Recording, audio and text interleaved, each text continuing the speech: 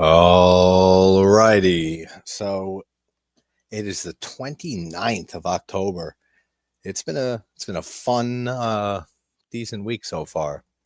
And we still have 8 movies to go for the rest of this week uh into the first on Saturday.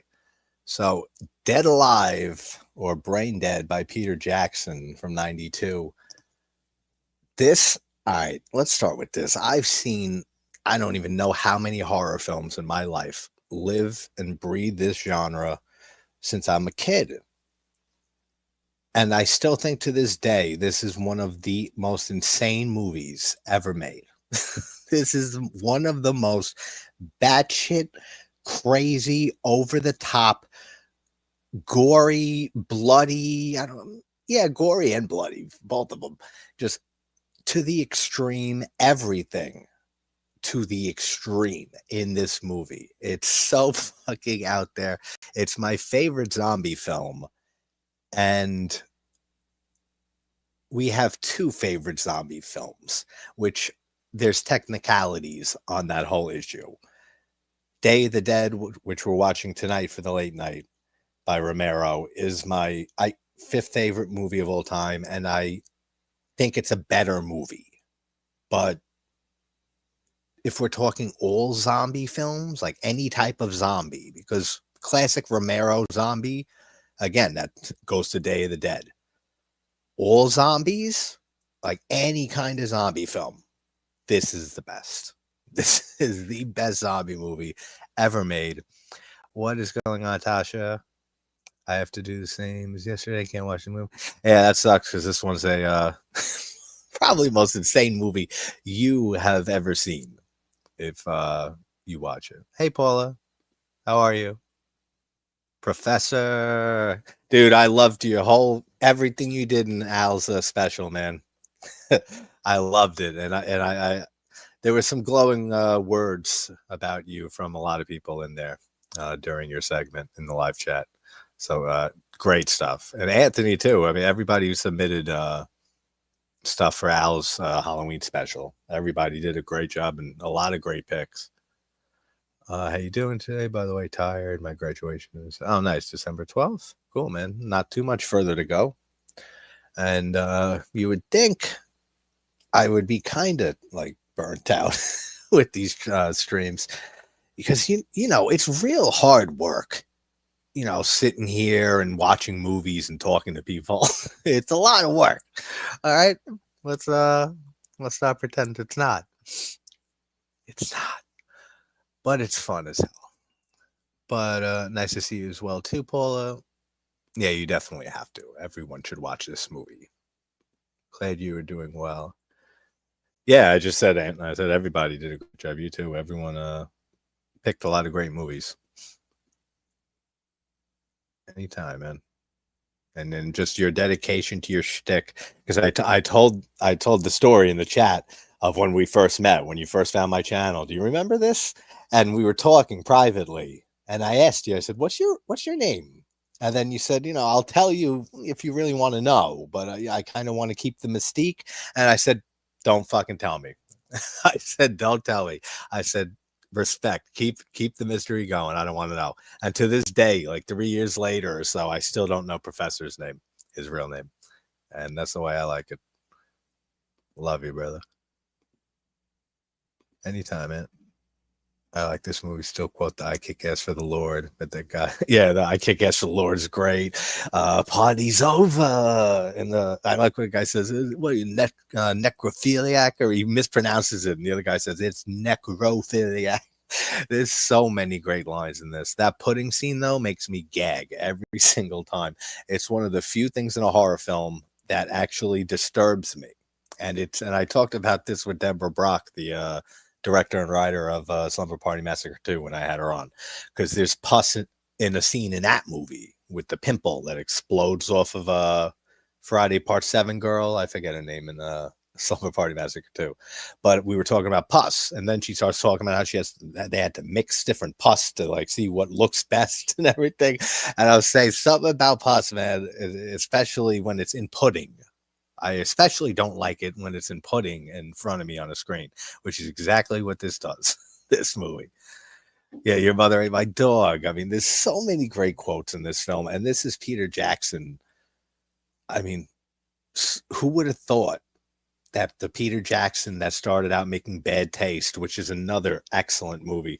If you guys haven't seen Bad Taste, his debut, it's like aliens come to the planet to turn humans into food. It's so much fun, just like this movie. It's like horror comedy, both of his horror films. Then you had Meet the Feebles, the like puppet type, film. I haven't seen that movie in I don't even know how long, but I remember that one's, out of this world, batshit crazy too, which was Jackson's just amazing style back then. He's so stylish with the way he shoots. His camera work is absolutely phenomenal for being so new into the industry at this point. For 92, and Bad Taste, I think, was 89, 90, and Meet the Feebles was in between that. So this is like his third movie. Every single cent of the budget for this movie, which I don't know what the budget was, but it's not a high budget. None of it went to waste, not a fucking cent. The effects in this movie alone, there are so many practical effects work and effects and just and tricks and camera tricks in this movie.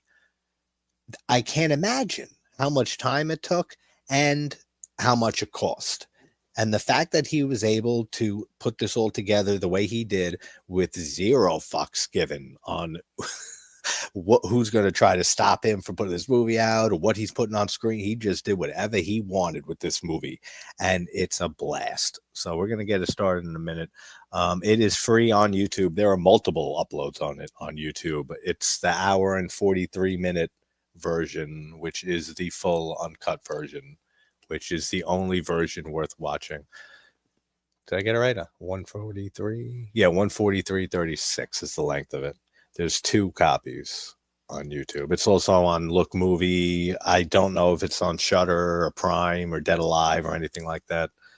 This isn't a movie I see a lot, like on streaming sites, like free streaming sites, or even regular, subscription ones. Rich and Creamy. Yeah. Well, the uncle is eating it. Oh, it's so fucked up. So crazy. Thank you as always, Ant. Sean, what's up, man? Good to see you, buddy. How you doing? Hope all is well and happy Halloween season. I also like The Frighteners. Sure, it's a little rain back, Jackson. Yeah, The Frighteners is a film, though, I never loved, but it's been forever since I've seen The Frighteners. So that's one I can't comment on as much, but Jeffrey Combs is the performance that, well, the only thing really that sticks out because it's Jeffrey Combs. That's the only thing I remember, really. I mean, he's been in so many underrated movies, Combs. Necronomicon by Brian Yuzna, or Yuzna. I always fuck his name up, and I had to do it on my channel. And I just called it my name. I got it right that time, though. I made sure it was Yuzna. It's not Yuzna, but I've said it many times, many different ways, those 2 ways over the years. But yeah, so it's on YouTube. I think I got the link again here on, it's pinned, but I'll drop it again. If I have it. Yeah, I do have it. And then we'll get this party started until the party's over. And just the accents, too. I mean, it's a New Zealand film and stuff. I love Lionel's accent. And you got Paquita, his little love interest. There's a lot of romance in this movie, too. It's got everything. Jackson's been saying for ages he's remastering this along with Bad Taste and Meet the Feebles. I hope so. I hope we get it.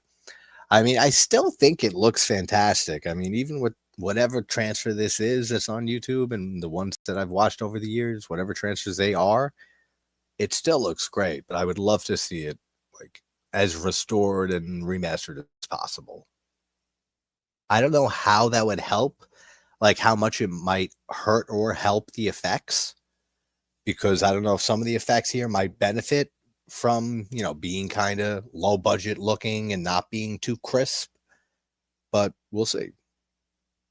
Let me see. Got that thing. Got that link. Drop it in the chat.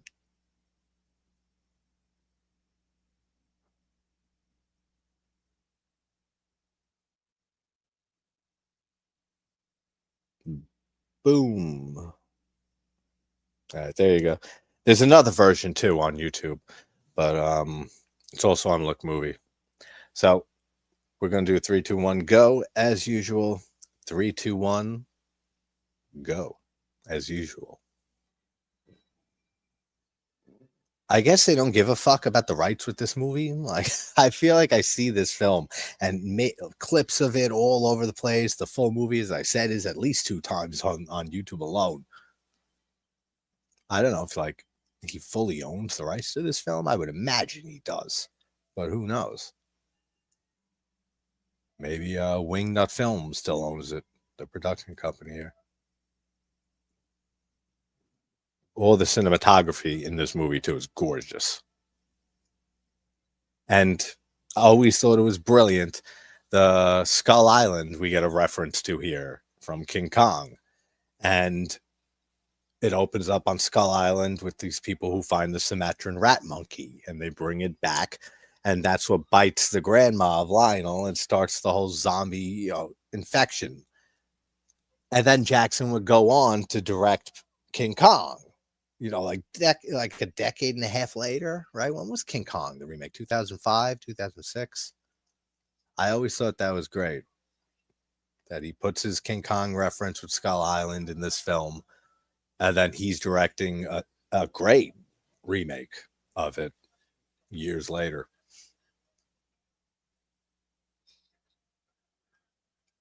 The tribe members look great in this too. I love the body paint and everything on them.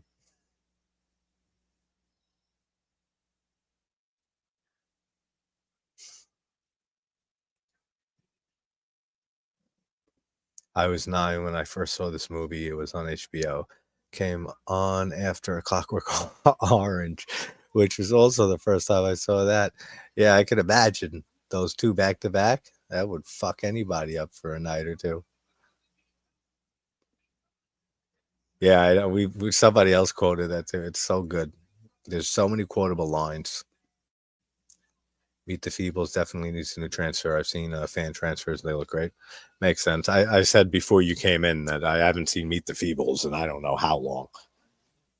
Like teenage years, maybe.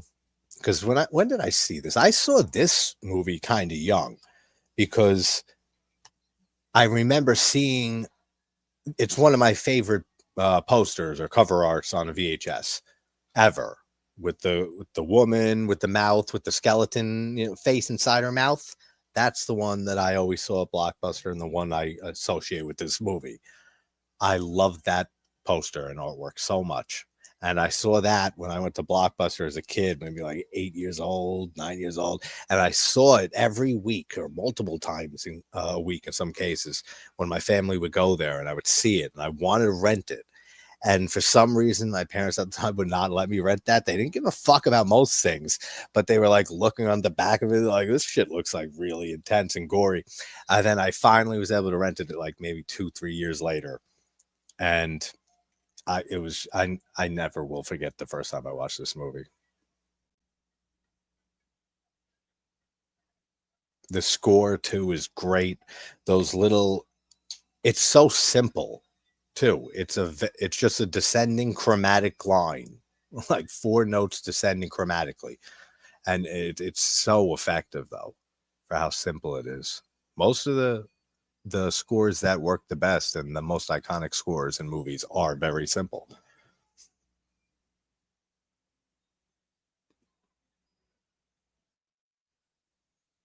Yeah, I know in the UK it was always Braindead.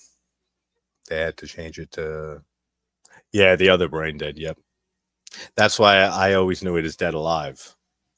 But I even now, like over the years, I still switch them back and forth. Same with when I first heard of Bava's Twitch of the Death Nerve, I heard it as Twitch of the Death Nerve, even though A Bay of Blood is the American title.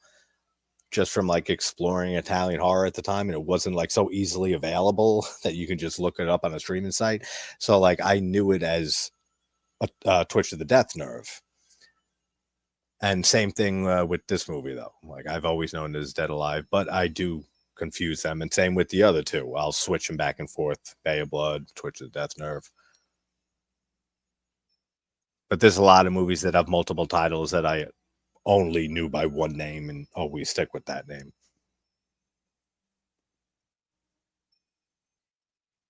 The rat monkey shows up. Oh shit, you're right. He does. I haven't seen the remake since it came out. That's cool. I love the design of the rat monkey. I love the stop motion. I mean, it looks great. I've always liked stop motion in films. I think there's a real charm to stop motion when it's done well. The disintegration scene in Evil Dead, all the older movies, and then just look at King Kong. We're just talking about the stop motion in that. I mean, I've always adored Belial in Basket Case. That's another great example. I love that. Some people think it looks stupid as hell nowadays and does not age well. I disagree. I think it has so much charm to it. So it's 7. So we all saw this movie pretty young, and so that probably explains why a lot of us are fucked up. This is such a fucking crazy movie. It would mess anybody up. Frightener. Hey, Stacy. Yeah, they were just talking about the Frighteners a bit. I got to rewatch that one because I think I only saw that movie once or twice.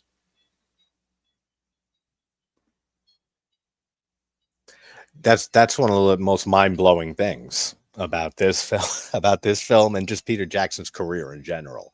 That yeah, the guy who made Bad Taste, Meet the Feebles in this movie, The Frighteners a little later on, but especially this film and Bad Taste, but this movie specifically went on to be one of the biggest directors ever with some of the biggest movies ever, like box office wise, critical reception wise, the Lord of the Rings trilogy, the King Kong remake. I mean, it's really wild the career Jackson had.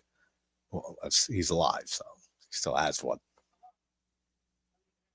I love just his weird camera work in this movie. The fishbowl lens he uses quite a bit in this film and other movies of his, where it looks like like the fishbowl lens shot, and it makes the characters look deranged or really conveys the craziness of the situation and the scene. I love that camera effect.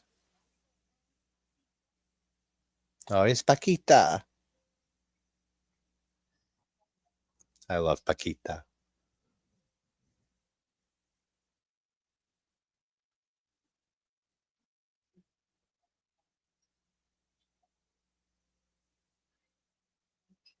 Her mother's like her grandma, right? She's like a gypsy, and she's reading her fortune and her future, trying to find out if Lionel will be the guy for her for the rest of her life.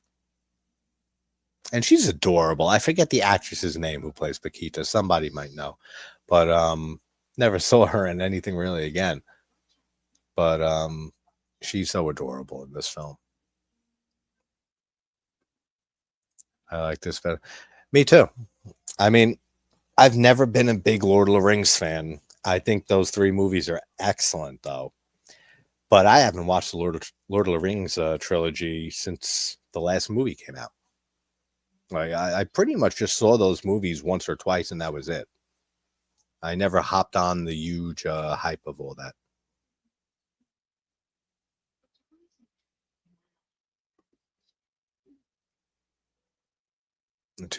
Yeah, those are great examples too. I mean, there's a lot of great stop motion stuff in classic movies. Heavenly Creatures. Yeah, I'm trying to think if I have seen it because I know the name. I don't think I have seen it.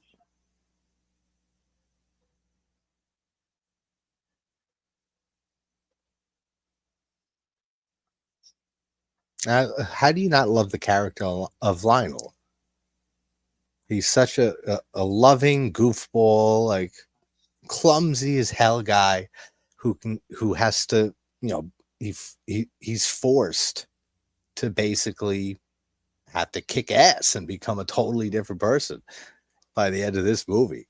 That lawnmower scene is one of the most insane, gore filled, blood filled scenes in cinema.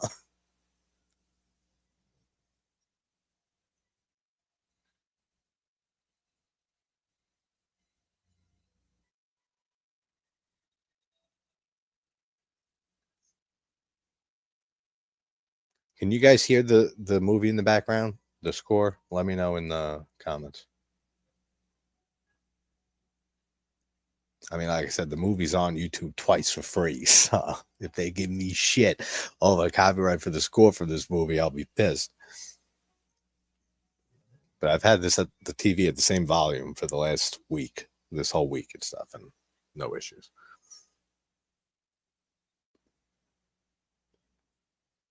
Oh yeah, absolutely. I mean, Jackson has had influence on so many directors in the horror world too. All right, cool. I figured not. I just recently got a new mic again. I've bought in so many microphones over the years, and I always just revert back to a headset because it's just it's easier, and I'm very animated. I move my hands a lot, and it just works. And I like hearing stuff too. I like being able to hear through headphones, but I tried it, and it was too sensitive, like way too sensitive. So I said that's not going to work for these type of streams because I always leave it at like a notch up above mute on my sound bar just so I can hear it and I got the captions on. If I was using that mic, then it would you would hear the movie like echoed like heavily in the background. It's so sensitive. I said, yeah, that's not gonna work. I gotta like add some noise canceling to that.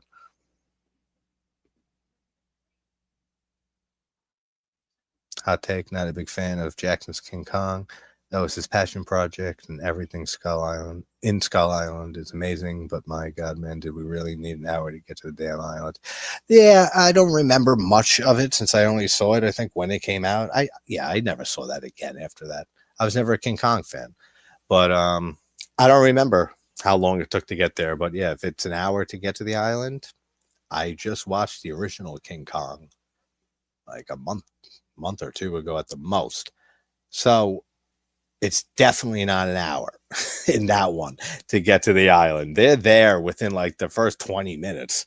So yeah, I can agree with that.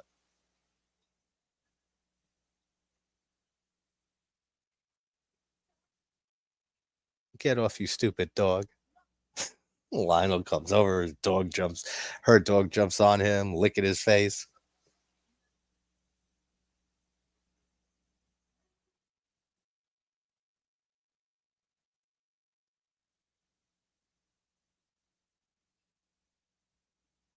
They're so awkward around each other. It's so cute.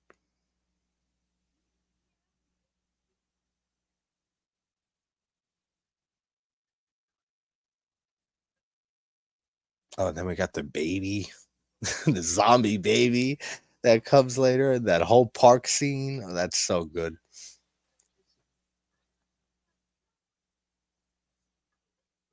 I feel like I should have made this a late night instead of a matinee.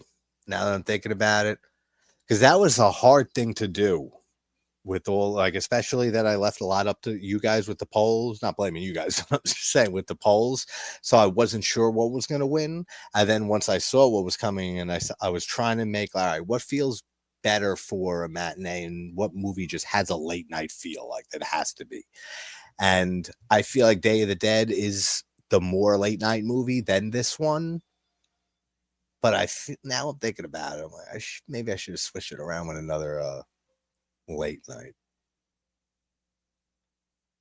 But I like all the other late nights because Dracula, the original Dracula we started with, that's fine as a matinee, even though the atmosphere is great for a night movie. But for a matinee Dracula, the original, not many people really are too into that are going to show up, and the views for that one showed. But that's good for a matinee. The Strangers I thought was good for matinee. Pray at Night's much better at night, especially because of the name, the tagline for that. The Thing is better for tomorrow night. Or not tomorrow night, the next night. No, tomorrow night. Yes, correct. The matinee is From Beyond for tomorrow. With Matt from Pugwall joining. As we are both huge Stuart Gordon fans. So From Beyond tomorrow at 3. And The Thing at 11 tomorrow. I'm hoping because I planned all of this because the 29th today is what StreamYard's been saying all month. That is when the hours reset because you get 20 free hours with the free version of StreamYard.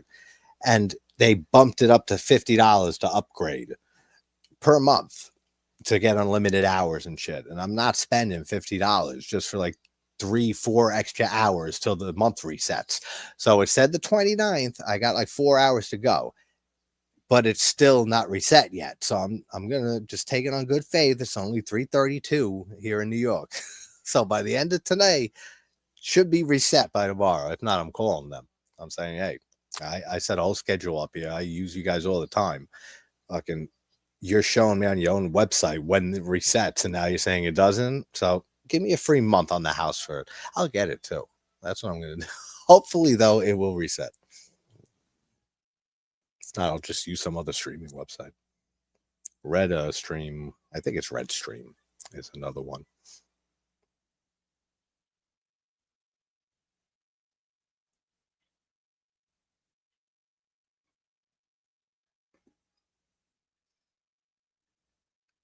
I remember the score being good, like really good, almost too good for like a King Kong movie, but not for a Peter Jackson movie.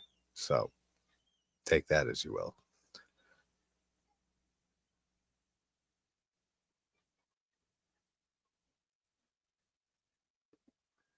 The priest, yeah, I know the priest is great. Every character in this movie.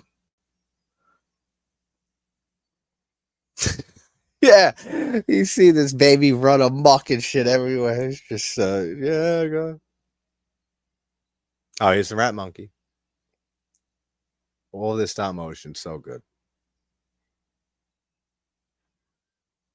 It rips the thing's what is that, his leg or his tail? Like I was, yeah, the monkey's leg off or some shit. They were all freaking out, the monkeys, and they had to witness this, and this is like their first date. They're at the zoo. That's so funny.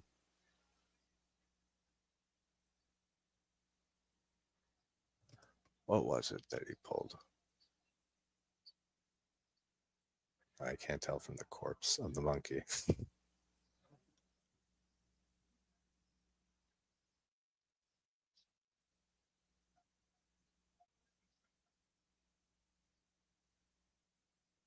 And I love the whole thing. There's not a rat monkey, but is there like a Sumatran monkey or something like that as based off of, because like the name, because I love that whole name of Sumatran rat monkey. I mean, it's just such a, it pulls you in immediately. It makes you wonder, what is that? If you haven't seen the movie or seen the rat monkey, and you hear there's this Sumatran rat monkey that ends up biting this old woman and starts infecting everyone, turning them to zombies, you immediately think, what is that? And I have to see it now.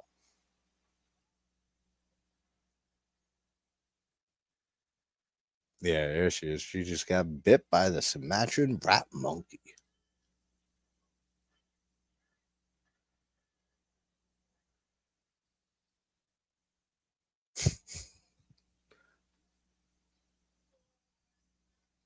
I love how she kills it too. She just whacks it down on the head and then steps on its head and and just crushes his fucking skull. I was gonna say scrushes, mixing those words together.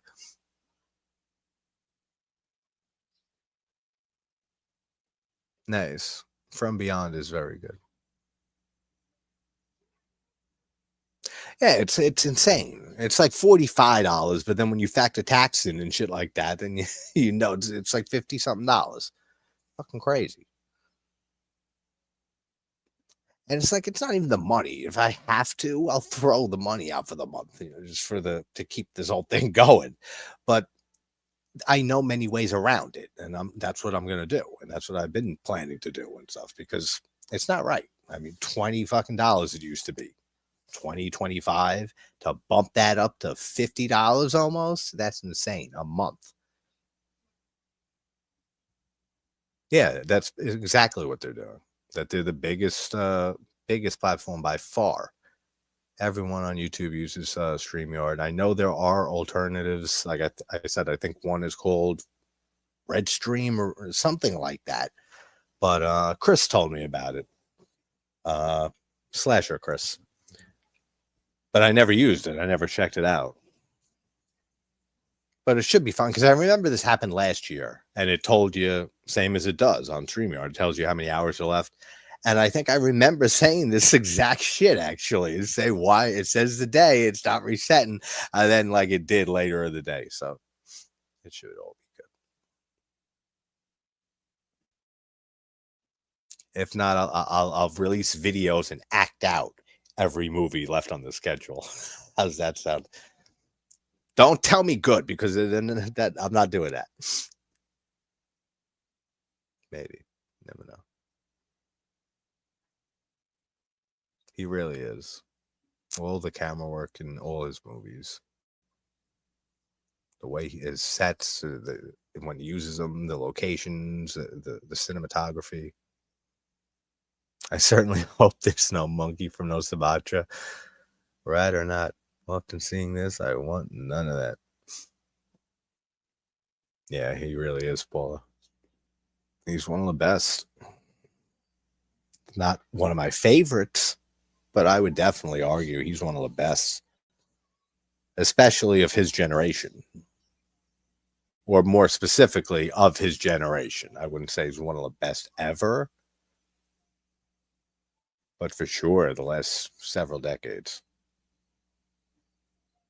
And just the trajectory of his career too, and how he started with films like this and going on to the films that he did. Like that's almost unheard of, to go from these level schlock, low budget, horror films to going to do some of the most, well received and box office dominating movies of all time.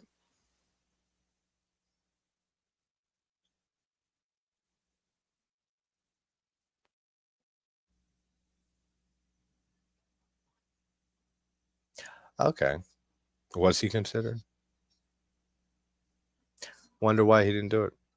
Well, I don't have to wonder why. He's got projects thrown at him left and right all the time, I'm sure. Everybody would try to get Jackson to make a movie. But he has all the money in the world, this guy.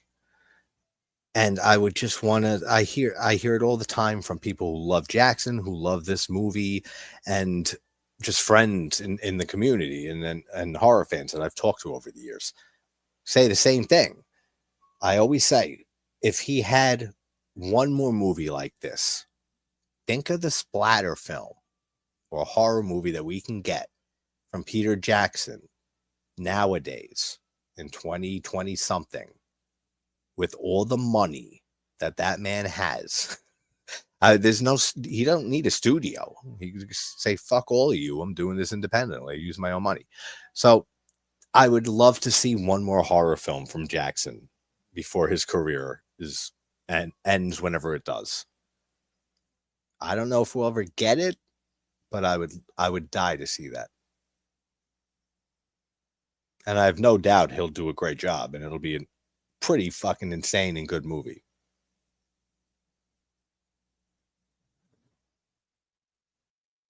I like how this is shot, how they cut back and forth between Lionel and Paquita, making out hot and heavy in bed and shit. Then you got the grandma, or the old, that's his grandma, right? That they took to oh, but that's not his grandma on screen. That's the grandma of Paquita with the little spell. Then they see his grandma and stuff start to turn, and like her heart beating, and it intercuts between all three of those scenes at the same time. That's really cool. There's two grandmas in this movie.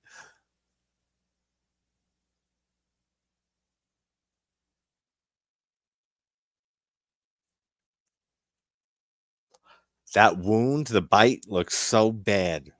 Are you serious?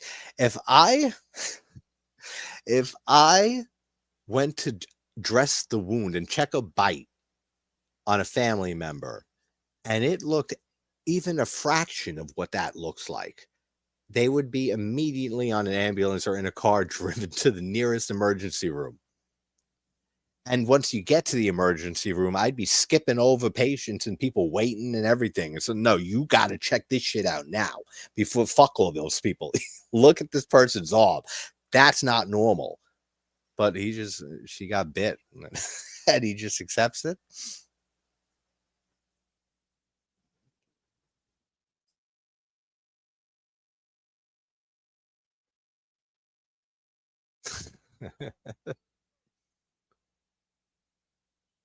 And again, the score when it comes in those four simple notes.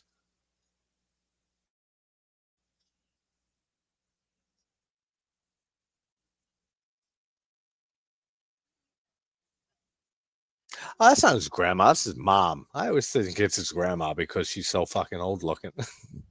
That's right. He calls her mom. The other one is definitely Paquita's grandma. Let me just double check that. I should know that.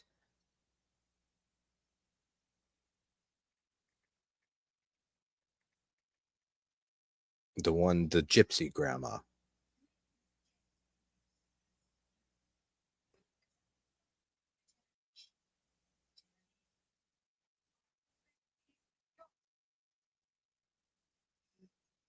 Let's see. Paquita. I love that name too.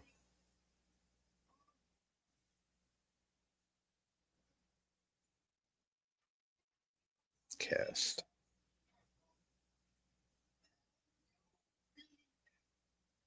Yeah, it is Paquita's grandma. I knew that. And I did know it's the mom. I always just think of her as a grandma. She's so fucking old looking. Doesn't help too that she starts looking real dead real fast too.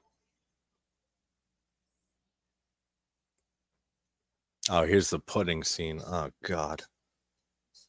I can't. I can't with this scene, man. Every time. It's so fucking gross. It's so gross, this scene. It's like it's not even funny. Yeah. I mean, that's a great comparison, and you see that one kind of often too. I mean, Jackson and Sam Raimi have that low budget approach, but that excess of everything, and the Dutch camera angles and all the camera work. They're very similar. And then they got fucked. Exactly, they got into the Hollywood world, and now they're basically not obligated, but pretty much like to keep making studio films.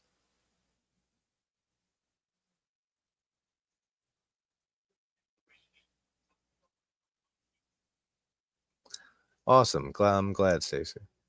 Glad you're enjoying, and that you're getting to put all those DVDs and Blu-rays to work.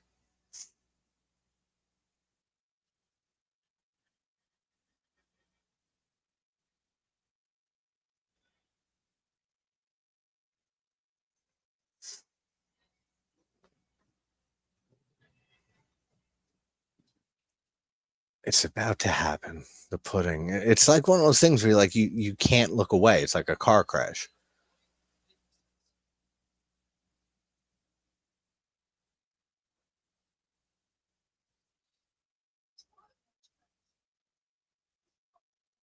All right, it's finally over.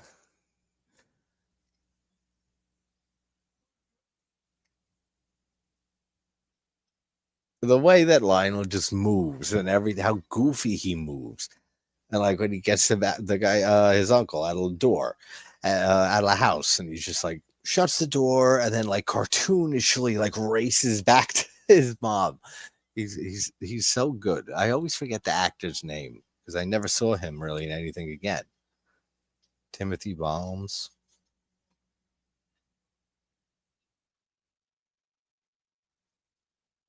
Jack Brown Genius. Why does that sound familiar? Because it was produced by Jackson. That's why. A romantic comedy fantasy film. I don't think I never. I know I never saw that. Interesting.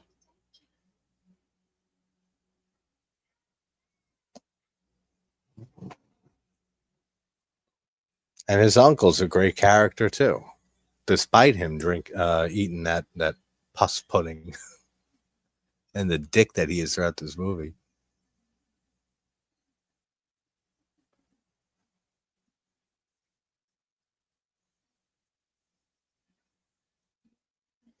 I take a pudding pop, not made of the same ingredients though, from this movie. As long as there's no pus in there, I'll take a pudding pop.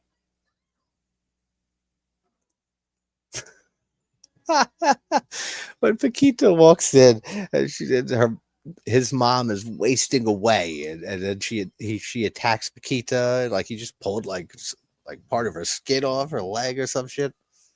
There's so many effects in this movie, and just the makeup alone for like when there's a ton of zombies like later on, just the makeup on them alone,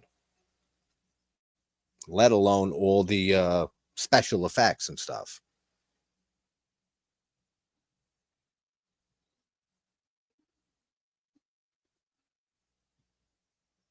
I would like to see that. I mean, I love Child's Play.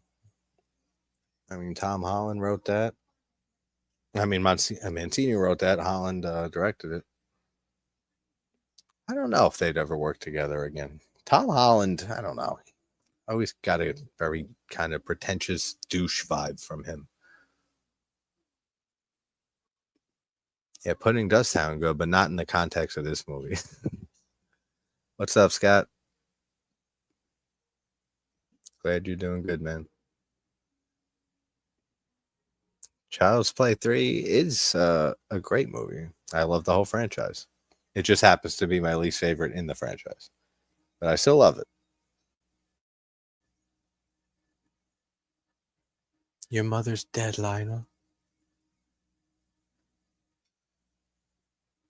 So sad.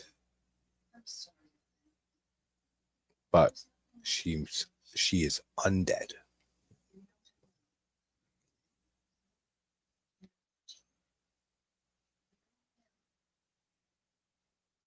Like that weird angle too, when the woman leans into hug Lionel, and it's so close up on his back and her face, like hugging him. It's such a weird angle, but it works.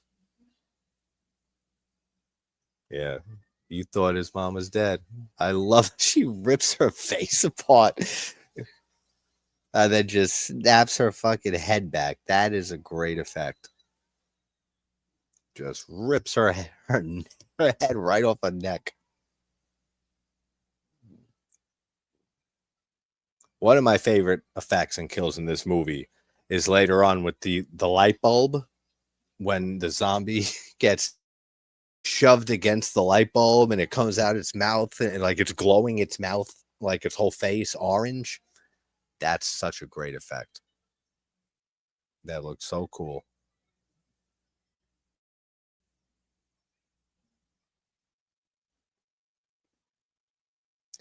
Was that your first time, Scott, watching Exorcist 3? I don't know why that was on my mind.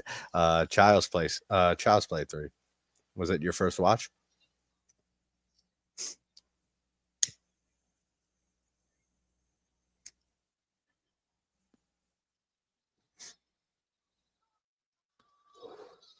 This is where shit really starts hitting the fan because now this woman's infected.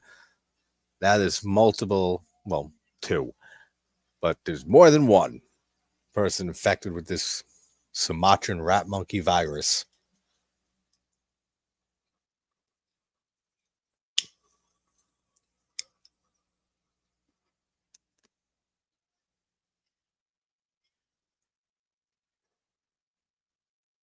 all of that too, with the zombie's head upside down, and it shows, shots of Lionel from her perspective, and it's upside down. There's so many creative shots in this film. It's really unbelievable, especially for the budget and for how early in his career this was. Hey, what's up, Dawn? How you doing, man?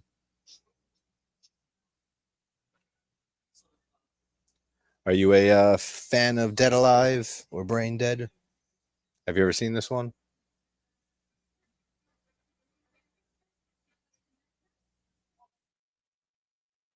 Because I've really been trying to rack my brain, like during all of this, in the million racing thoughts I always have. That was one of them. Of trying to think of movies that I really think are like the most insane movies ever, like horror films that I've ever seen, or just movies in general. Because I said I think this is one of them, and I'm trying to think of other ones. A Serbian film would probably be up there. A Serbian film is fucking insane. I mean, but that's an insane movie that you don't watch more than like. Well, I watched it like 3 times because I had to do a podcast episode on it. There's a podcast episode on a Serbian film that includes the hamster dance clip at the very beginning of it, just to bring some levity before we dove into that dark ass movie. But that's a movie you don't want to rewatch again, unlike this film, which is a blast. But that's one of the most fucked up films I've ever seen, too.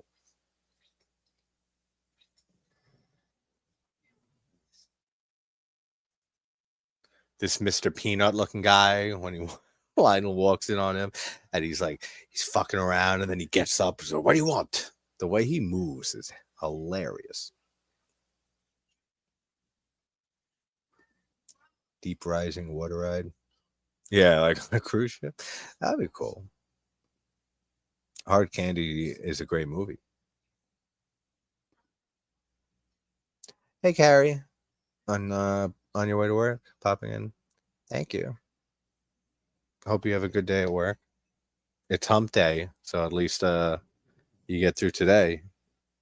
You're almost to Halloween. This guy really does look like Mr. Peanut mixed with like the Monopoly guy. He's just missing the top hat in both cases, which is why, by the way, that Mandela effect exists. That people remember the monocle on the Monopoly guy. He never had a monocle. It's because people confuse it with Mr. Peanut, with his monocle, because they both have top hats and shit. But yeah, he never had a monocle, the Monopoly guy. Also, Jim Carrey in When Nature Calls, Ace Ventura, the sequel, when he goes up to the guy, says, "It's the Monopoly guy," and like moves his face around, something like that. And he has a monocle. So that's like the explanation for that Mandela effect. Because Monopoly Man never had a monocle. And yeah, this has absolutely nothing to do with anything. But that guy looked like the Monopoly guy, so that's how we got here.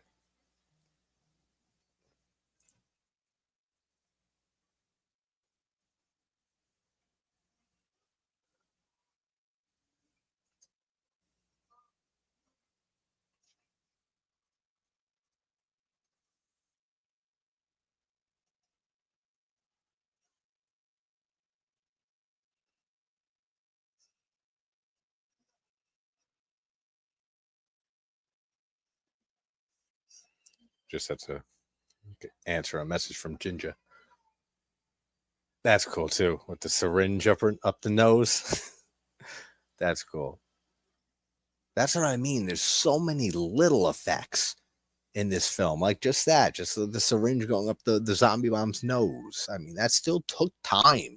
That still took planning. And then when you just multiply that by how many effects are in this film, it's just mind boggling that he was able to pull this film off like this.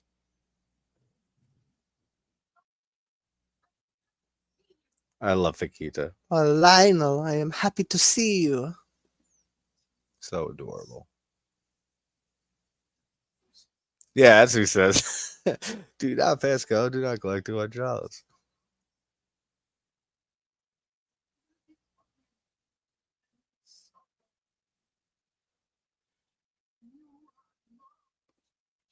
An exhibitor once explained to me, if you have to include film or movie in the title of your movie, then it is likely not a film or movie that you have made. That's actually pretty interesting. Think about that. But I will say, though, a Serbian film, as fucked up as that movie is, and it's something I'd ever really watch again, it's a very competently made film. It's got good cinematography. It has good camera work. It's edited well. All the technical aspects of it, like it's not just some schlocky looking, low budget shit, disturbing film. It's a competently made movie. So it's just all the subject matter for a Serbian film that makes it so fucking insane.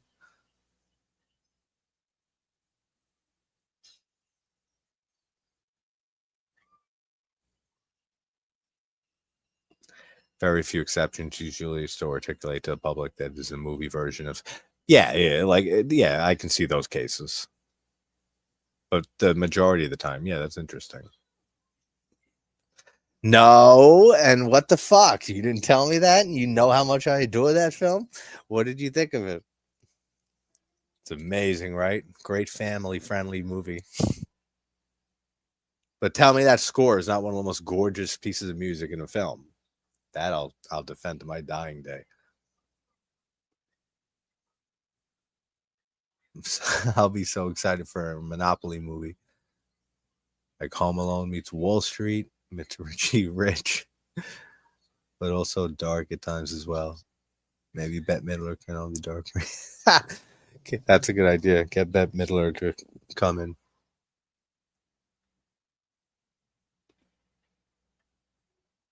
Yeah, you gotta always throw a clue in. It's so sad with Tim Curry, what he's been going through. I saw a video recently of him on Instagram, I think. Like broke my heart seeing how sick he looks and how bad, all the shit he's dealing with mentally and physically from that stroke. It was a stroke, right?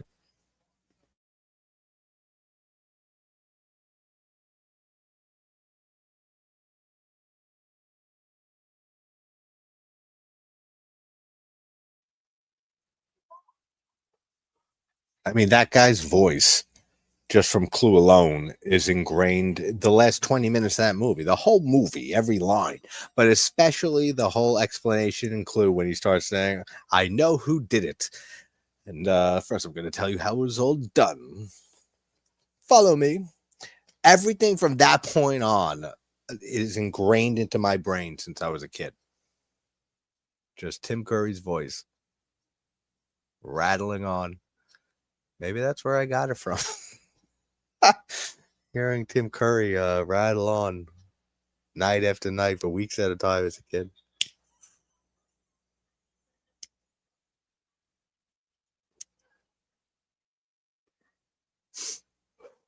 Because he has more lines in that film than all of the cast combined. Everybody else in Clue. That's a great effect too. In the what is it, the morgue, and all the fucking fluid carts coming out of the body, and the eyes are coming out, popping out of the head. And then he just takes his fingers and tries to poke the eyes back in. Oh, that's so funny. Oh, the church scene is great too. And that Dutch camera angle. You got Uncle Les walking down the pew, and any director could have just had it a regular shot of him walking down, but no, Jackson has to tilt it this way a bit just to have a guy walking down an aisle in a church. Just all those little things. It's so creative. And that's why maybe I'm overcritical nowadays on a lot of newer movies and stuff, because there's a standard. There's a standard to be held, that you have to hold movies and art to some sort of standard. least I do. I mean, I get there's people out there that just watch mindless entertainment. That's all they watch movies for. That's fine and that's great. And there's plenty of films that are terrible or just for that purpose that I watch and love and watch all the time. But you're missing so much creative stuff in most modern movies. You don't see creativity like this. You don't see style like this. You don't see a passion for the craft. You don't see any of that in so much stuff from in the last 20 years at least. And again, there's a bunch of exceptions, like a bunch, but especially the last 10 years, it's a lot more rare. That's why we'll get maybe like two films a year that are two or three that are just like, wow, like didn't expect that, like great fucking movie. Besides that, everything I've watched this year, besides like two, three films, I've been pretty much, it's all right.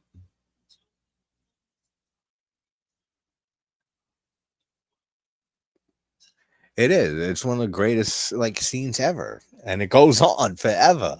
It's the whole ending, especially if you include all three endings, which of course everyone will and does and should.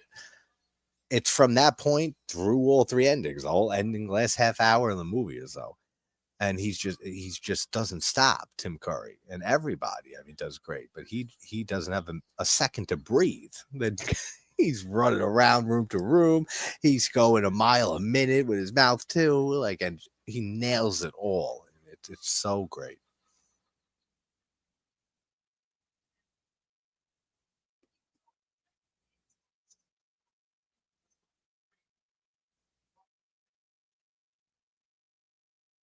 Yeah, that has a lot to do with it. Like create the lack of creativity because yeah, it's become more of a business. It's all a business. It's been that way for decades, and it's just the beginning. It's been like that, just like anything. And I know this will sound like conspiracy theorist. Everything is corrupt. Everything's a business. Everything's about money, and everything's a scam. Literally, almost everything. So, I mean, it's been a business and about the money since day one, but it's just been a complete takeover, yeah, by the studios, producers, and all the company in Hollywood itself, and the elites in Hollywood. And they just have, like you said, a checklist. This is what they want. This is what they've always wanted. Just fucking throw that out there. That's what I feel like they did with Rennie Harlan with these Stranger chapters. I keep joking that they got some shit on him. They're blackmailing him because I don't accept that he made such terrible films. And it just shows me that his passion was not in it at all. It's a studio thing. Yeah, that one. That's a extremely well made movie. There's a ton of exceptions, but it's just maybe like five films made, and I'm talking like big releases, like outside of indie films and foreign films too, which has a they have a lot better track record with the good verse and creative versus just bullshit schlock and repetitive stuff we've seen a million times. Actually, indie films and foreign films have a much better track record, in my opinion. But all any type of worthy named release in a franchise or a new movie, upcoming movie, one that's getting any type of hype, it's few and far between that we get a movie like Last Night in Soho or Hereditary or Weapons from this year is in my top of the year. And I mean, even as much as I don't think they're excellent, but Talk to Me, Bring Her Back. But how many of those type of movies do we get a year? Not much compared to how many horror films are released every year. It's a very small amount. And when you're talking about like theatrical releases and big name movies that come out, the ratio plummets even more for good versus terrible.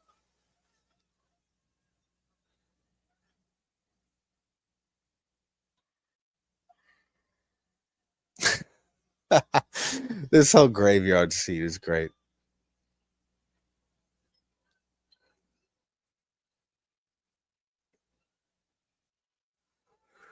And I love the design of all the makeup for all the zombies. Dun, dun, dun, dun, dun, dun. Dun-dun-dun, dun-dun. That's it. That's the whole score to this movie. There's other music, but like that's the main theme. It's so easy. It's so simple, and it's so catchy.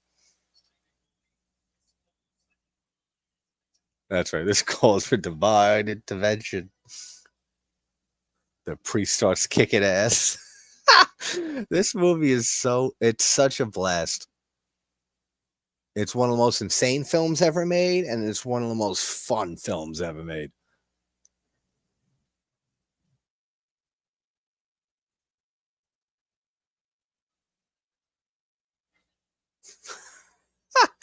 The multiple kicks, that's right. There's so many great scenes. There's so many, like I said, effects and stuff that I've seen this movie so much, I still forget effects and certain scenes and stuff and little details because there's so much going on.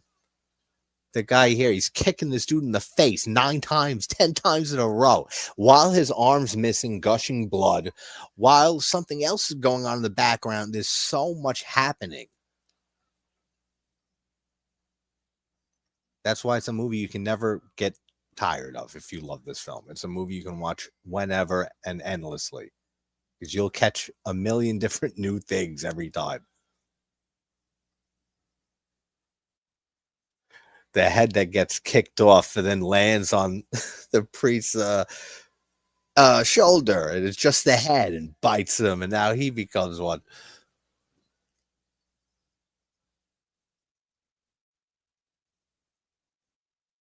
That was about 17 different effects in the last minute. That's insane.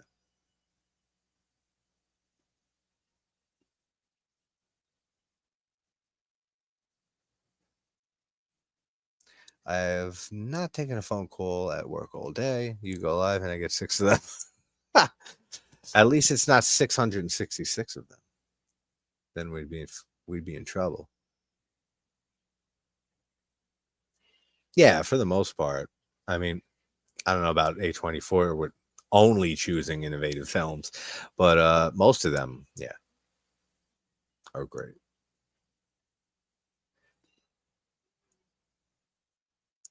Yeah, see, I mean, that's basically everyone's opinion on the Rennie Harlan thing and the Strangers stuff. I don't get it because we just did the Strangers and Strangers Pray at Night yesterday, which thank you everyone for hanging out who were there for that. Which Pray at Night was a blast last night. I love that movie so much. And then to see it go to this and to have Rennie Harlan's 2 chapters, we're soon to be 3. And I called it last night, and I've been saying it since chapter 2 came out. I didn't technically fully call it. Here's the pudding scene coming up. With Rennie Harlan, I called it with the 3rd chapter. I said it's doing so bad, the second one, and bombed. And chapter 1, I don't think did that well either. That it's likely either not going to go to theaters, chapter 3, and go straight to streaming, or we'll get it sooner, or some bullshit that they know we got to recoup all our losses like as soon as possible. So get this out there. And then Ginger sent me earlier a poster or something saying the same thing, that The Strangers chapter 3 is rumored to get its release date, much earlier than it was supposed to. So that's exactly what they're doing. Yeah, I thought both of them were extremely overhyped. Bring Her Back especially, but Weapons luckily mostly, matched the hype for me. Besides the whole reveal, like when you know what's going on, it has such a great first act and a half, even 2 acts, with the mystery being built and the atmosphere. And I love the choral narrative, like in Pulp Fiction and many movies we see it in, when it goes between characters. All of that's great. But then once you meet, and she's a great character though, and Gladys. but once you meet her and you know what's going on, I was kind of like, that's it. Like, it's just a witch. Like, that's what we're dealing with. That's the mystery. So I was kind of disappointed and let down just with what it turned out to be in the end. But the way everything is built up and then the way it's directed and everything else about it, it's near excellent in those regards. Bring Her Back. I need to rewatch that one. I thought it was very good. I thought it was a great movie. I just did not think it was anywhere near the praise it was getting. Same with Talk to Me by the same directors. Great film. I actually really like that film, but it's nowhere near the hype that it was getting either and the praise it got. I still need to see Sinners and Companion, but Sinners especially because that's been long overdue for me to watch that one. I was going to bring that up actually at the end of this because that's my plan right after this is to watch the 2 episodes because isn't it oh no, am I thinking of Ghosts comes out on Wednesdays? When does that come out? The next episode of it? Because I want to wait for the second episode and watch both of them back to back. Because I started it the other night, watched like 15 minutes, then ended up doing something else and got distracted. I liked what I saw at the very beginning, 15 minutes or so in the car, and then they're all saying like weird shit and stuff, and it set up a good atmosphere. And the kids freaking out in the car, that was good. But I'm usually like that with shows that come out one episode at a time. I like to wait for at least like the first 2 episodes before I dive into it. Yeah, I mean exactly. I mean that's one of the best aspects of the movie is how they build the mystery because you from second one and with that opening narration of the kid, you know that you want to know like what the fuck happened to these kids and you're invested immediately. Then when it just turned out being a witch story, like that's where I kind of went, oh man, like all this great build up and stuff just for that. But I still enjoyed it, like everything after that. And the ending is batshit insane. And it reminded me of The Substance, which was that film's a masterpiece. That movie is a masterpiece. That was my film of last year. That'll be a top 10 movie of the 2020s for me when the decade's over. I can call that right now. I mean, I called that when it came out and I first saw it. The Substance and The Empty Man have been on track since I saw them to be top 10 of the decade.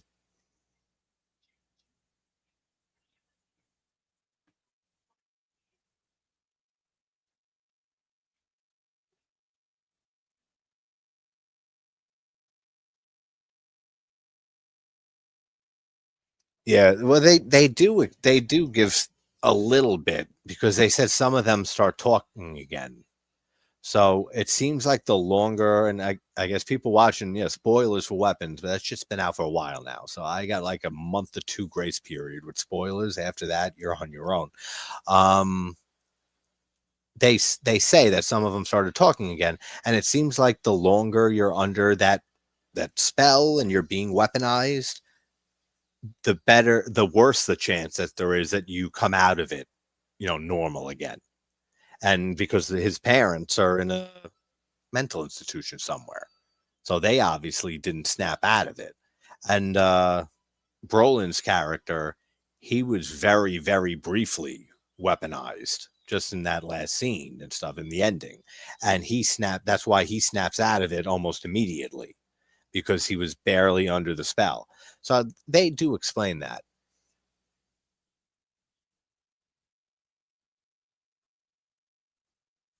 That's good. That's good to hear about it. Or Welcome to Derry. That's kind of what I was feeling, that it would be. Here's a zombie baby. And I purposely, if you noticed, went and did not pay attention to the pudding scene. Just pretended that shit didn't happen. The baby zombie is so cool. The whole design. And here it's the whole park scene. He has entered the park. Why he decided, I forget why he brings this zombie baby to the park. Why does he do this again? Just because he's a clumsy idiot, right? Is that the reason? He's moving around, he's dropping the carriage, and then it starts rolling down the hill in a second.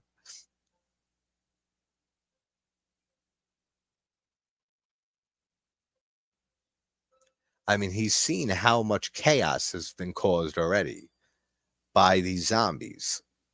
And he thinks it's a great idea to spread the infection, possibly bringing a zombie baby to a crowded park.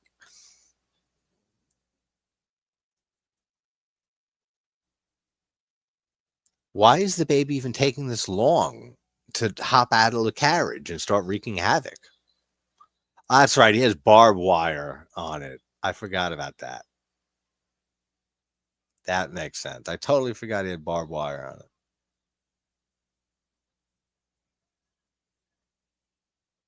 It's like a grate, like a protective grate. And now he's out of the carriage, though.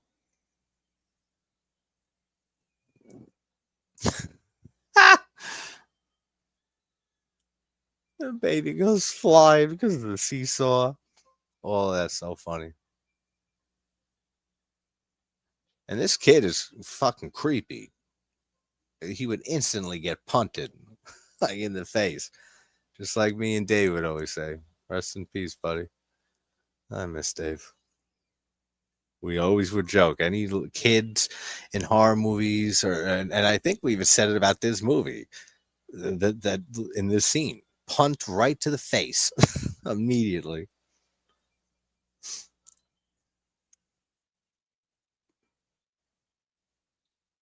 See, that's why I wait like for a second episode to drop most of the time, because I don't want to just watch one episode and then hang on. I don't know. I mean, like it's just the first episode, so I can't really make a judgment yet. I'd rather like have, all right, cool, first episode. I can't really make a judgment yet. Let's hop right into the next one so I can start forming a judgment and how I feel about it instead of waiting a week for it to come out.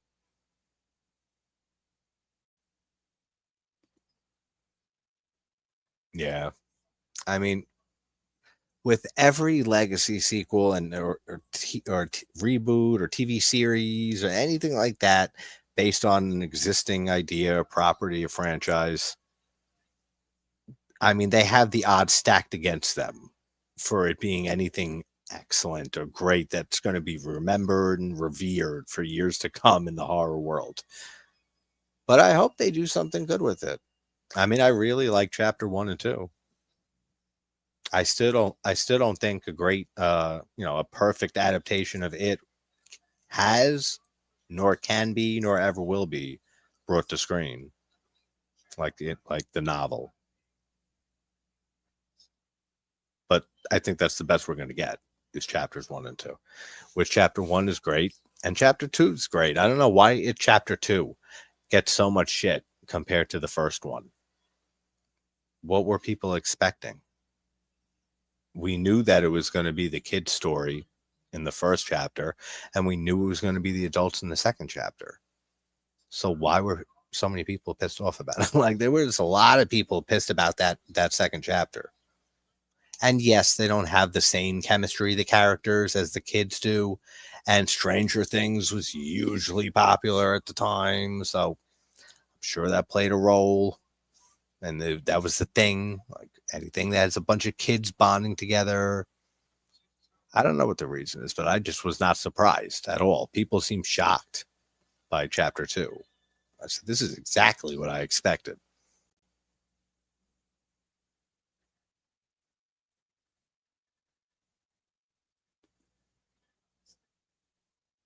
And I'm far behind in this chat. Let me get up there.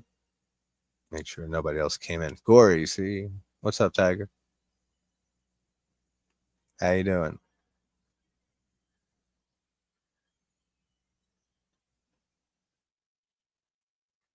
I gotta highlight this one though. Yeah, Ghost is like that's been my new favorite comedy show since I found the show, and I just recently found it earlier this year. I love that show so much. That show is so fucking hilarious. It's so brilliantly written. It's so well cast. Everyone in that show is excellent. It's so funny. And for a basic cable show for CBS, I can't remember the last time I watched a show and enjoyed a show on CBS or NBC or ABC or Fox back in the day. Like, I can't remember. It's so funny.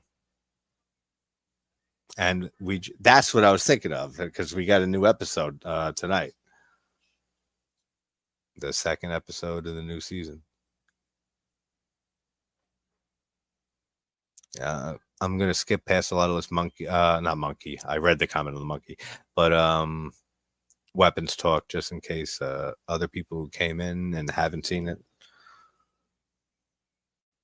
See, this I'm interested in, Keeper, because I didn't care for the monkey much. And I really love Osgood Perkins, and I have since The Black Coat's Daughter.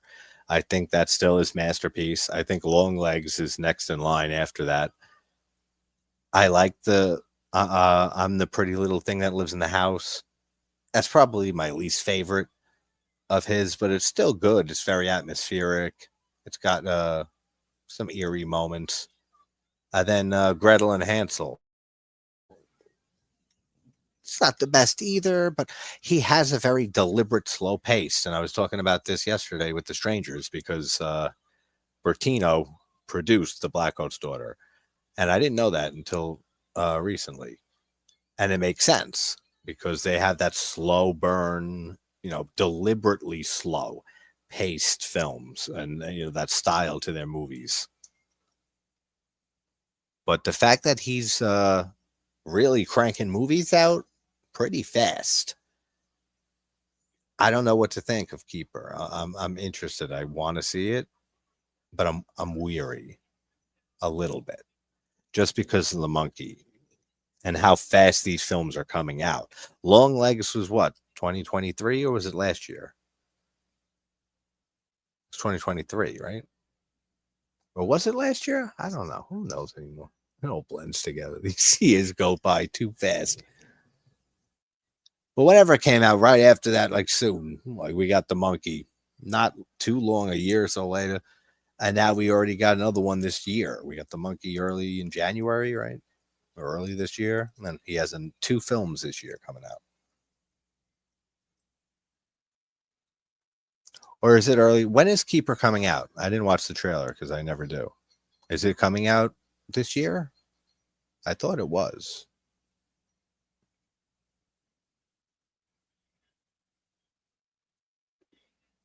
And yeah, I guess they do. But there were no other zombie babies there, so I don't know who he was trying to fit in with. There were some babies. There were no zombie babies.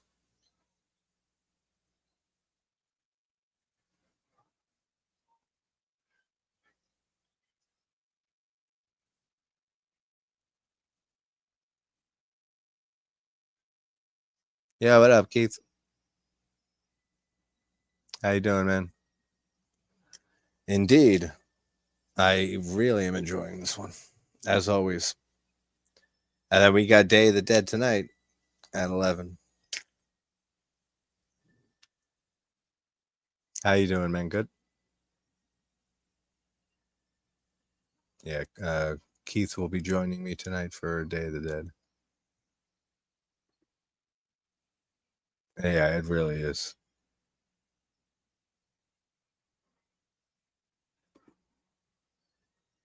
I knew I didn't know if you came in yet when I said that, but I knew you would say that if you heard me say it and agree. Yeah, it's absolutely his masterpiece.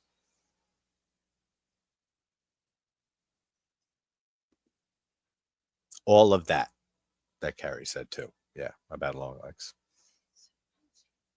Silence of the Lamb vibes, Heavy Seven vibes, David Fincher in general, a lot of Fincher vibes. and Long Legs. That was my that was in my top 3 of the year.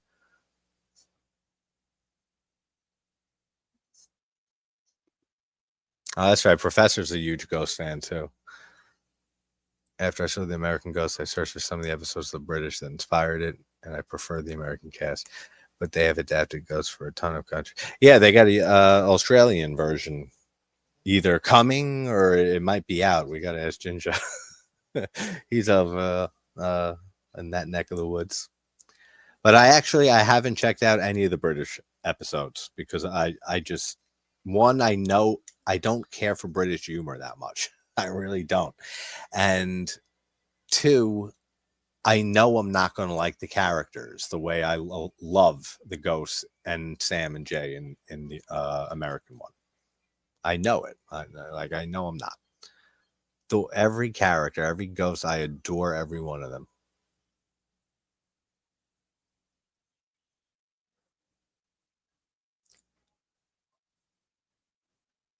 I actually got to reach out to some of them. I reached out to Asher Grodman, who plays Trevor, actually a few weeks ago. I talked to his manager and sent an email. I doubt I'll hear back from them. I don't even know if they have they probably have contract in their contracts and stuff that they can't do, certain type of publicity and only do actual publicity and like mainstream interviews and stuff like that and promotional stuff. I'm sure they got stuff like that in their contracts because it is a huge show at the moment. I mean, that is a big show. But who knows? Maybe after the show ends in a few seasons and they're struggling to find something else, which I don't think any of them will. But maybe then, or you never know. Why you think Hollywood and the masses will ever get horror burnout because the studios are overexposing the genre like they did with superhero movies? No, never. And I'll tell you why. Because there's only so much you can do in the superhero movie. There's only so much, and a lot of it follows all the comics and stuff and source material. So it's a whole fan base that you would and have been, I presume, from all the reviews and scathing shit I've heard about the universe and everything, the DC universe, that you're gonna piss off with everything that you change from the source material. Like most of it's adapted from something else. Horror extends into every aspect of our psyche, our lives, and it's not based off of anything. I mean, yeah, this movie's based off stories, but you get where I'm coming from. There's endless amounts of horrifying scenarios that could be made into a story and made into a movie. So I don't think the studios will ever cause it. They'll never be a horror burnout. Look at it this way too. Since the dawn of cinema, there's never really been a burnout on the horror genre. Ever really. I mean, you can make an argument for the 90s being a very, very, slow period for horror and not that great quality wise. But I attribute that more to the VHS market. The VHS market came in, and that's where Charles Band and all those and Jim Wynorski, all the low budget filmmakers, Lloyd Kaufman, even with Trauma going forward, that's where they really got lucky with their careers, that they were able to take full advantage of that. And that's why we got a ton of direct to video horror films in the 90s. That might be the closest we've ever gotten to oversaturation in the horror genre. Is with all the directed video films. But I don't think that was even close to a horror burnout. And I don't think that will ever happen.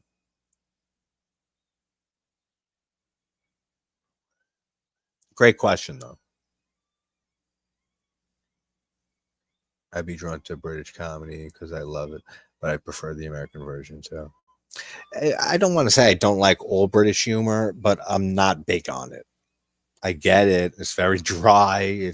I don't know. It's usually not my thing. I like Laurel and Hardy and stuff back in the day. I say back in the day, like it's 50 years ago. It's almost 100 years ago with them, right?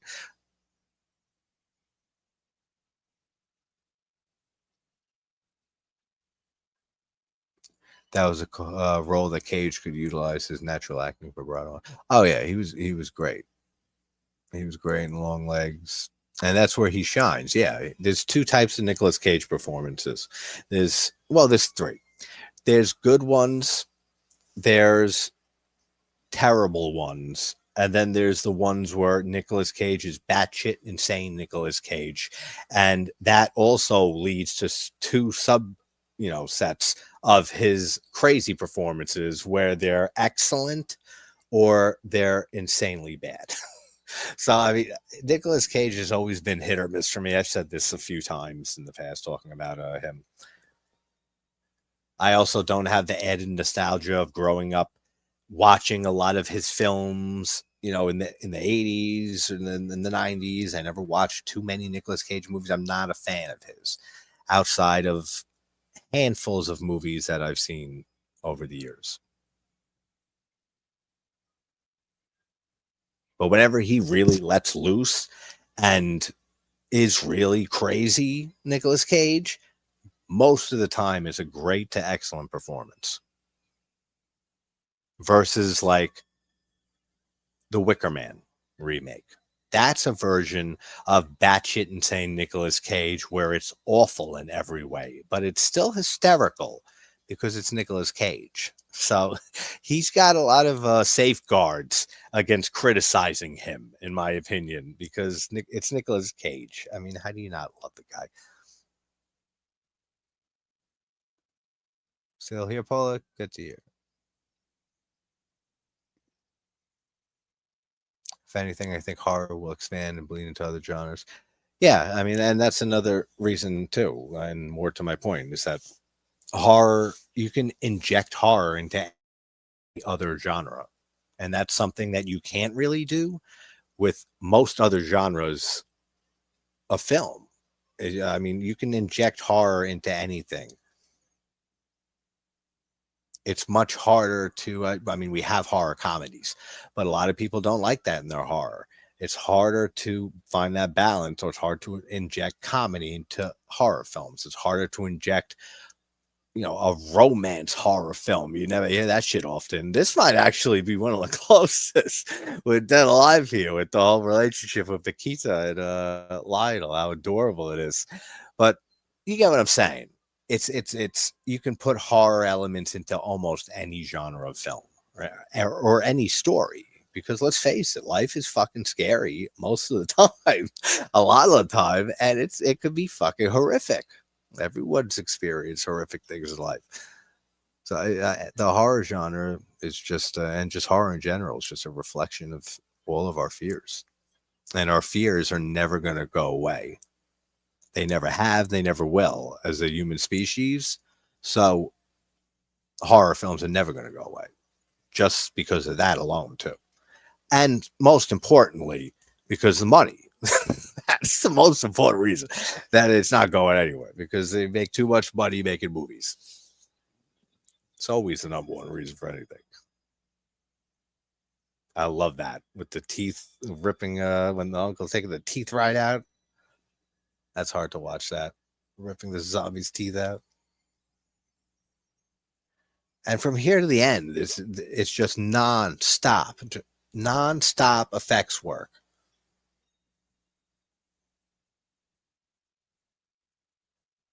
It doesn't end. Oh, and we're about to get the light bulb kill, which is like the best effect in this movie. It's my favorite.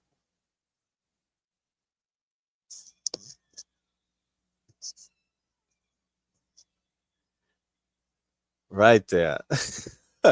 When they slam her in the back of the head and on the wall, and the light bulb's there, and then it illuminates her mouth. It's all orange and yellow and shit. That is so cool. And then the guy getting torn in half, and he's ripping his body, trying to crawl after that. There's so many effects. It's insane.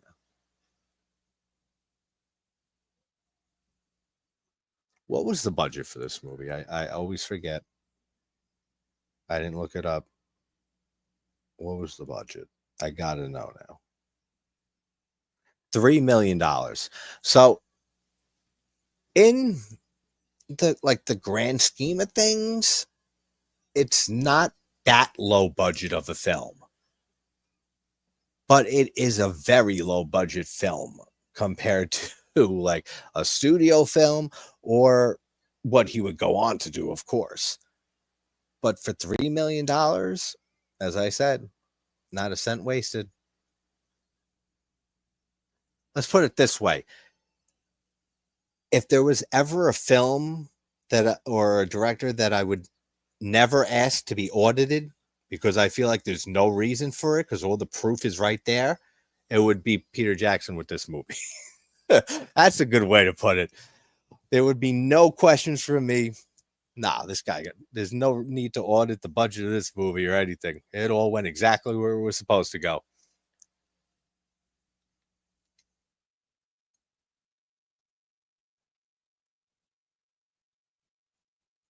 Yeah, absolutely.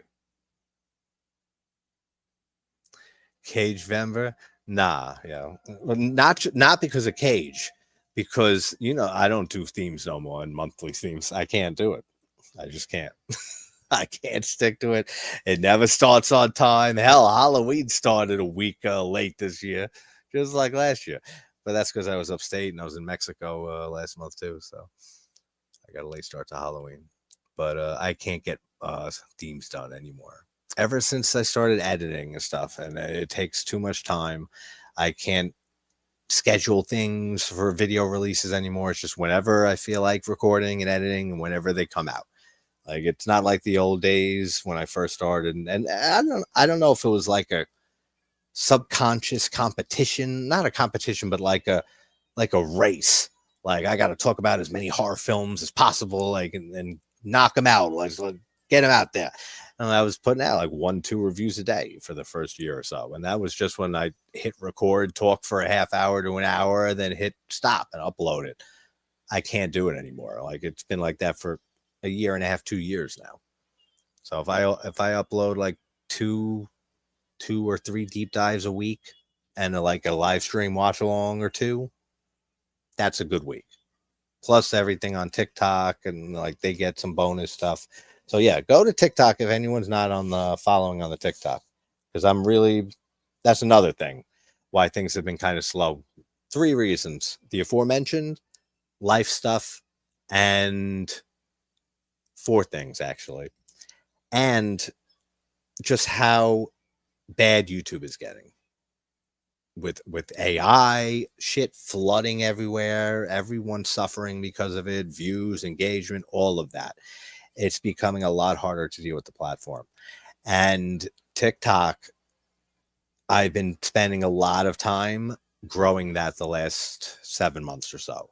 So this has been like a transitional expansion year for the channel and the brand and everything like that. That's how I look at it. Like the first year was hit the ground running hard. The second was the learning year and realizing, yeah, all this shit sucked mostly until now. And I still feel like that, like after every video and everything. But that's just because we criticize ourselves so much. But this is like the third new chapter. And who knows what next year's chapter will be.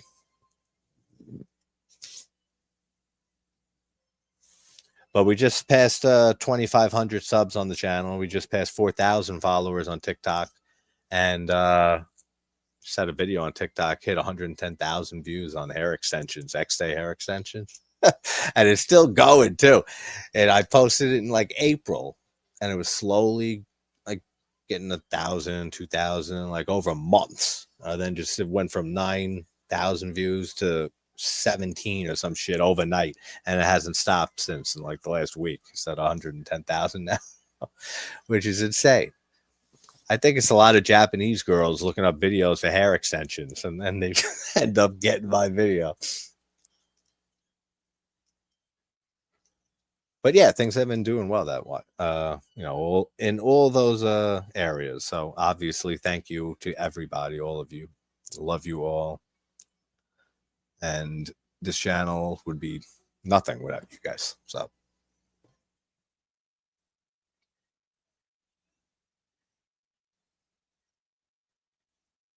I had more to say, but I mean, you guys have heard me talk a fucking enough in your lives. The last a few lifetimes, but I was getting focused on the effects work with like the intestines or whatever it is. You can't even tell what half the shit is at times in this movie. It looks like intestines coming down and it's hanging Lionel upside down, and now there's a shit ton of zombies everywhere. That's a great shot too, with the super fast. He's chopping these people up with a fucking hatchet, and he's going absurdly and humanly fast. Aw, Paquita to the rescue.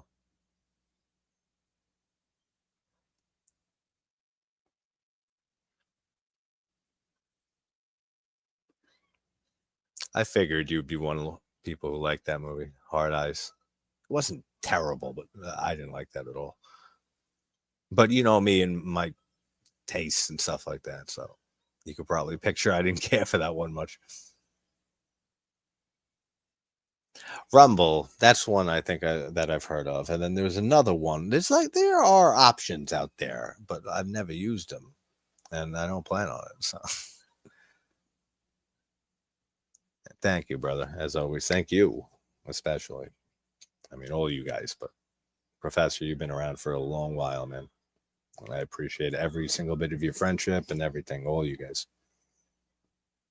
It's another reason I wanted to keep to the live streams for this week and do the same thing as last year and have like a double watch along each week because I get to hang out with you guys.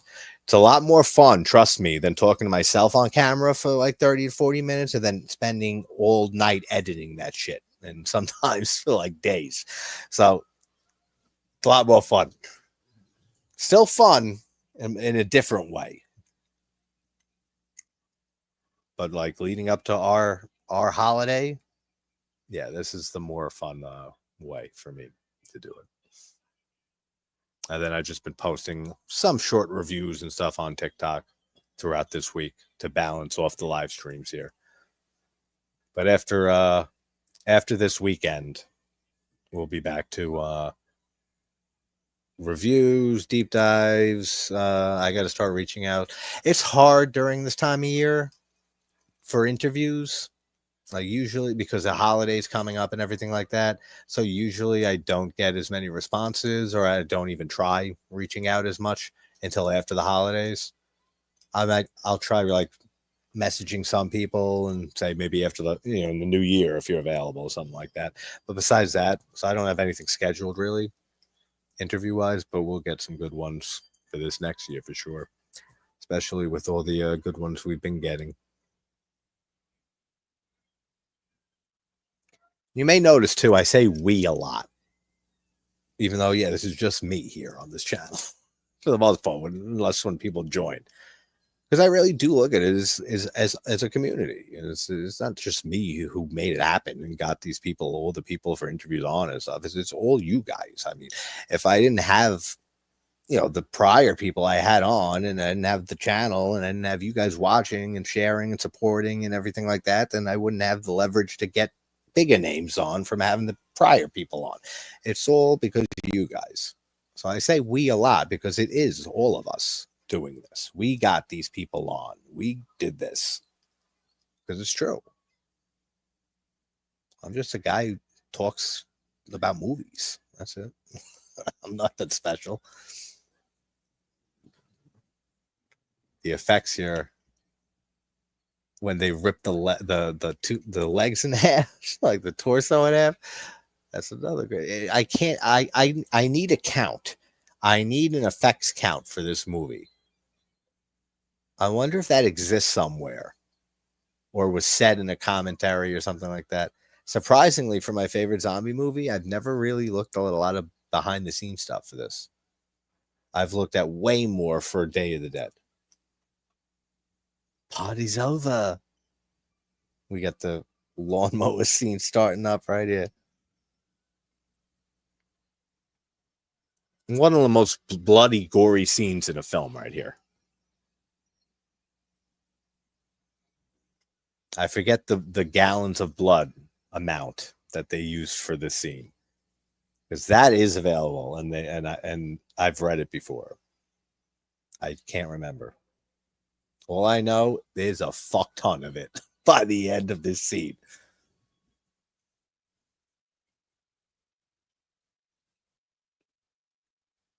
Yeah, Steven, let me know. Message me. We still have that group on Facebook. I'm not on Facebook often, is the thing. So if you want to reach me, it's easier email or easier on Instagram or on or just get a hold of me. I'll shoot you I'll give you my number.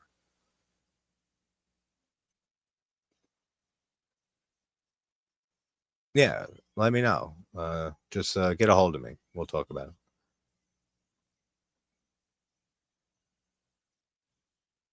Oh, good. I thought you got taken over by a symbiote.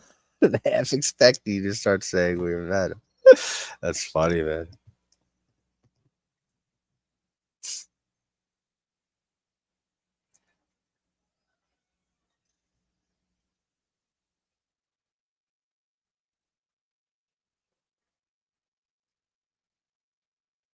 No, it really is like the beautiful thing about this community and everyone in it.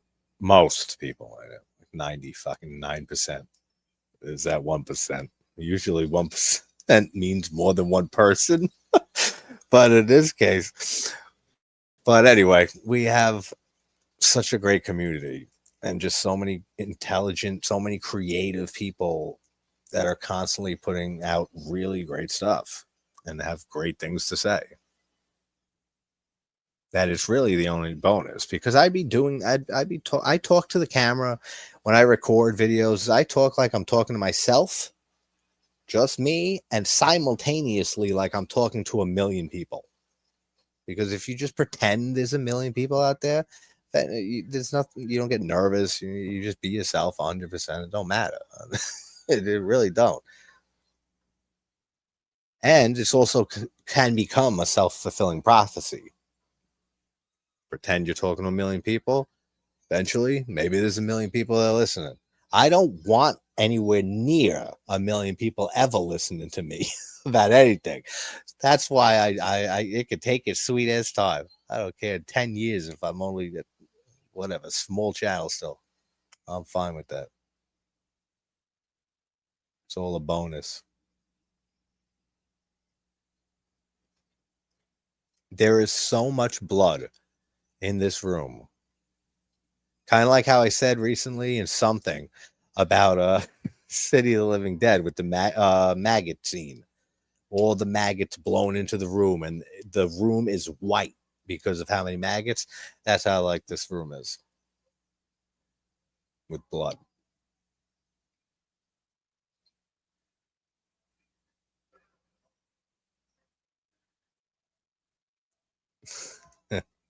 That's right. He uses the guy's arm, severed arm.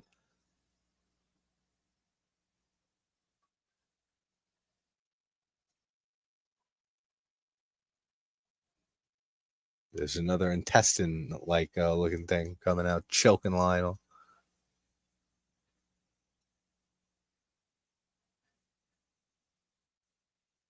Pop quiz, hot shots.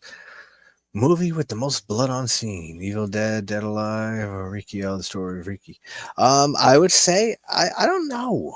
Evil Dead. Are you talking about the original? Or are you talking about the remake?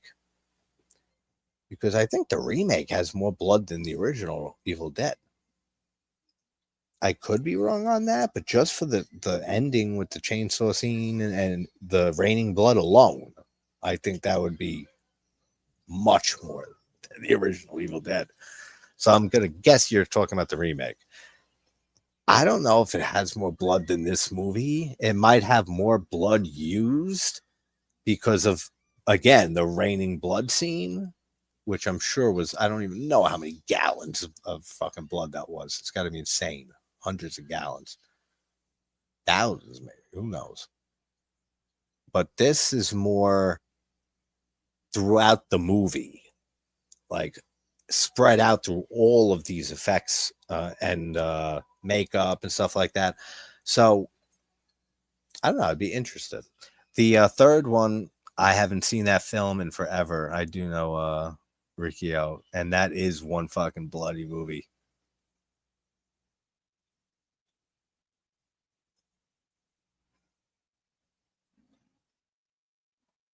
And since you did say on scene, I'm guessing you're specifically talking about maybe that end scene of Evil Dead, this scene, the lawnmower scene of Dead Alive, and I'm not sure which scene of Riccio, because I remember that whole movie being fucking crazy.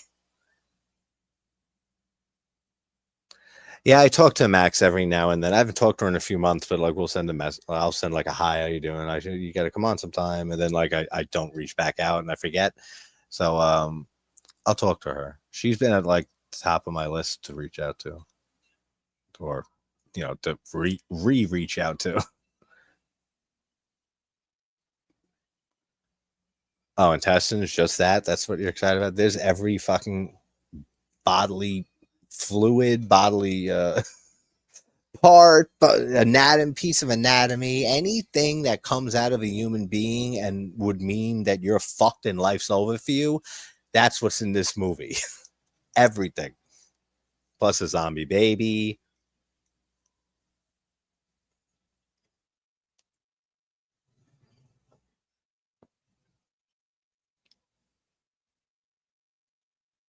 Paquita. Get out of there, Paquita. Get to that rooftop. Yeah, see, there you go. All of it. That's the right answer. They got to the roof.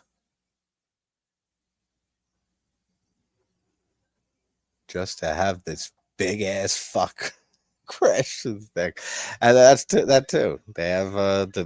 They have a baby zombie, and then they have this big ass version of the zombie.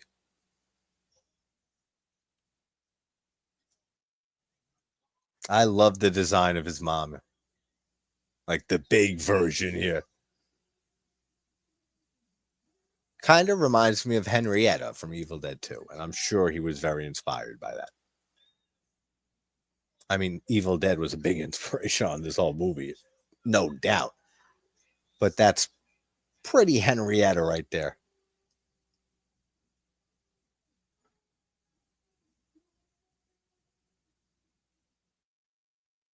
And we find out the devastating reveal.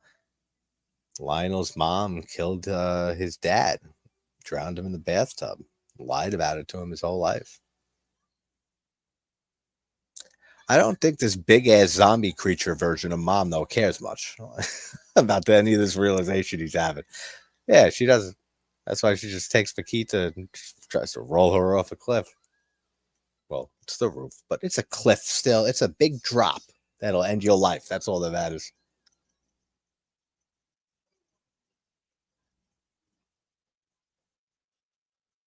That's a great line too.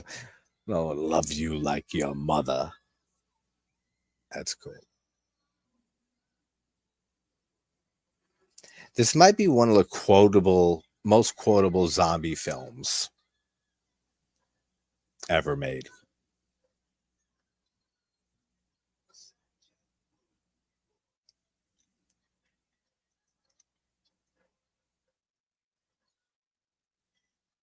I love her claws. The mom's big ass claws. That's really cool. Just this scene alone with the big ass mom zombie. I can't imagine how long that took and how much work it took. Creating that design, all the effects, and the things bursting out of her, everything. She starts like shitting blood and stuff. And I mean rivers of blood, like Sam Raimi style, just like through the whole movie. Just that scene alone had to be insane to do all that.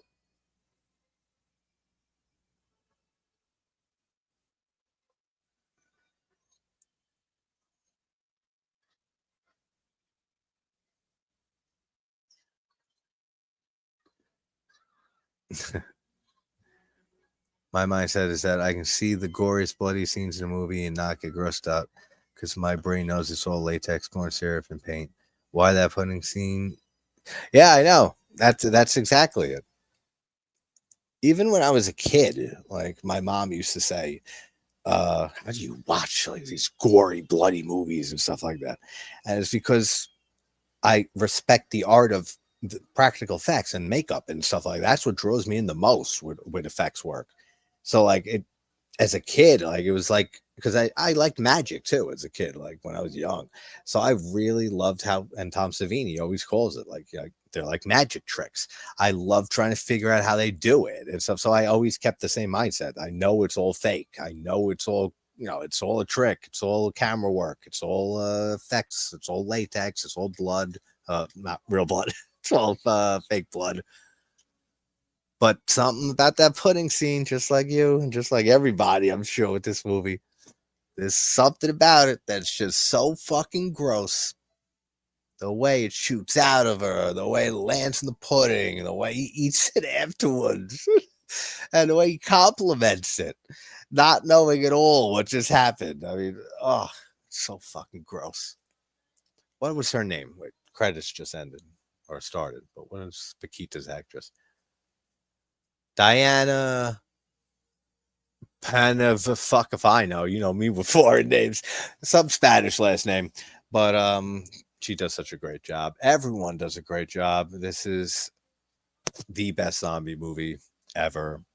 We're talking conventional zombie movies and Romero zombie films. That's tonight's watch with Gorephobe, the one and only, as we watch Romero's Day of the Dead, which has been a yearly thing for the last two. Actually, this is the second time because I didn't do Day of the Dead the first 2 years. So last year I did it, and then this year.